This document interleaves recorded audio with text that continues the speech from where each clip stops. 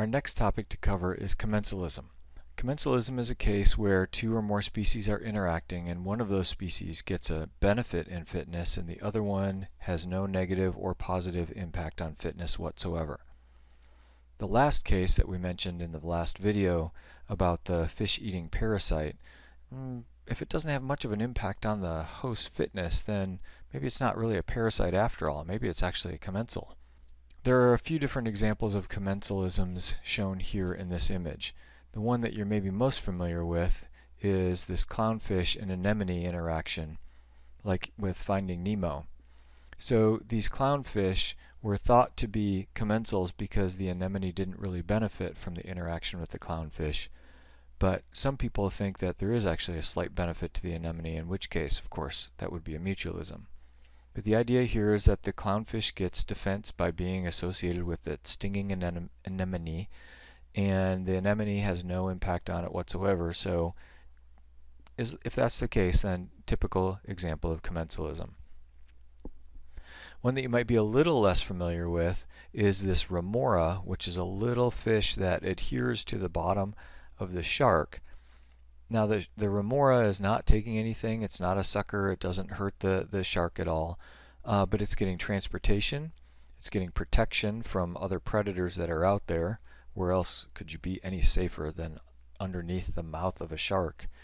And it also gets a little bit of extra food that the shark, who is a sloppy eater, might release into the water when it's killing prey.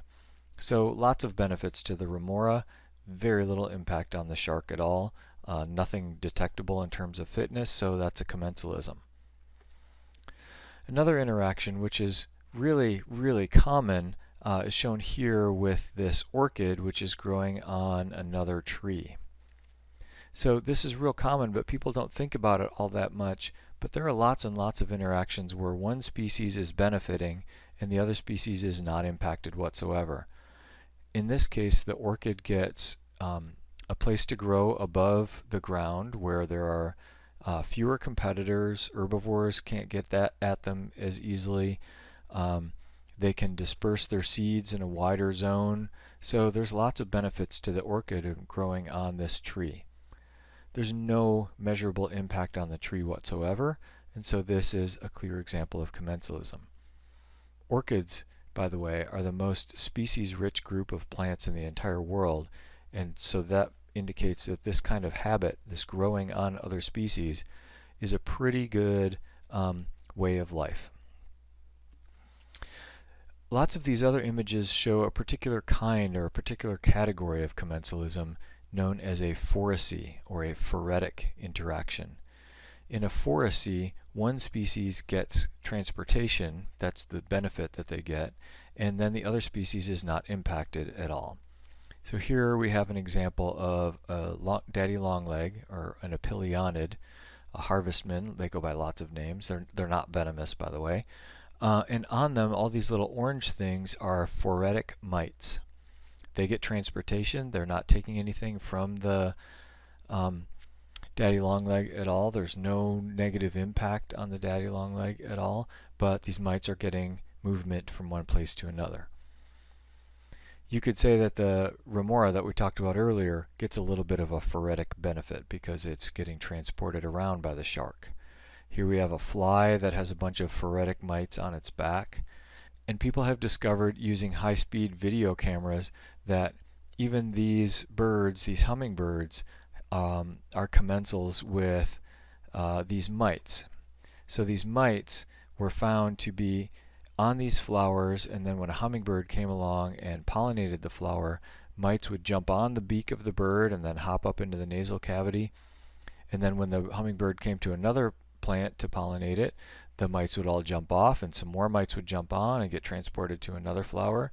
So these mites are basically using the hummingbird as transportation, almost like a bus, going from one bus stop to the next bus stop, where they would eat the pollen of the plant and reproduce, and then they'd hop on the bird and then get transported to another place. Now, you are the host of lots and lots of commensals. It's a weird and kind of gross thing to think about, but You have lots and lots of things on your body that are not your cells. One estimate is that only about 10% of the cells in your body have your DNA in them, and about 90% or so of the cells in your body have the DNA of other species. So you are 10% you. Now, this is not in terms of mass or in terms of volume, but this is in terms of numbers of cells. Most of the cells that are in you are very, very small. They're bacteria. If you added up all the bacteria in your body, it would fill up about a half-gallon jug, which is gross, cool, depending on your perspective. While most of those commensals that you have on your body are unicellular, there are some that are multicellular, like these eyebrow mites. These eyebrow mites, here are 3 tails of 3 different eyebrow mites in someone's face. So here is a hair follicle from an eyebrow, say, and down in that follicle there are a whole bunch of eyebrow mites that are feeding away on the bacteria that are in your sebaceous glands or the oils that are in your sebaceous glands. Here is an individual eyebrow mite just kind of crawling around. Incidentally, there's a cool video on the Moodle page showing what happens when you sleep at night. Given that these are kind of anxious times, maybe you don't want to watch this video now, or maybe it's a good distraction. Anyway, so you have these eyebrow mites probably. Young kids, 5, 10 years old, only about a quarter of the population of those people have eyebrow mites.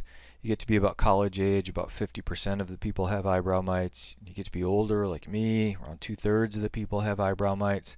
So you probably have them, or you will get them. Don't let that freak you out. You've had them. You didn't know about them. They've had no impact on you at all. They have 0 impact on your fitness. So they're commensals. So let them keep you company, I guess.